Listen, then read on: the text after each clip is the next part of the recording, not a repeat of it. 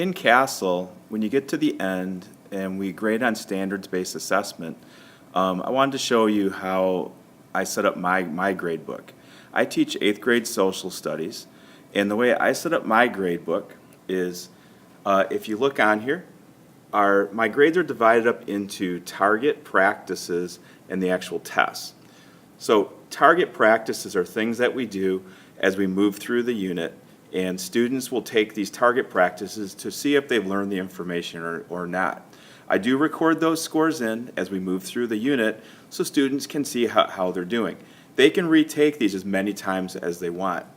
However, once we take the test, I mark these target practices not graded, as you can see up there, because they have a red dot. So these are not part of their final grade. So you can look in here, and so for test for Unit 4, right here's target 1, 2, and 3, and we took our test targets 1, 2, and 3.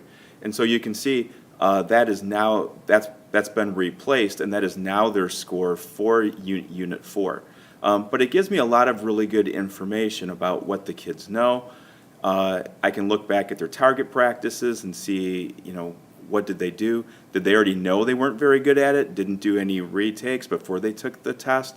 So it gives me some really good information about the students and how they're actually doing it in my class. If you look over here, right here, this is called Question of the Day.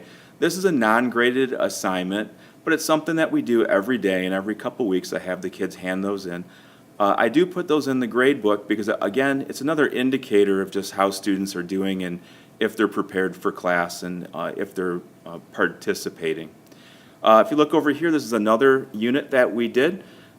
Here's all my target practices for that unit, and again, those were all marked graded as we moved through.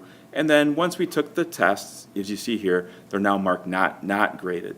And so this is, for the most part, this is how I set up my grade book, and it gives me a lot of really good information about the student if they have questions about what they can do better. If you look down here, some of these scores are in green. What that means is the student has done a retake on that.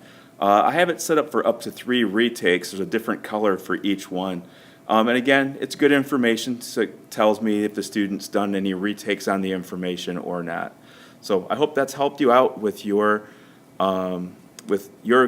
grade book, and thank you.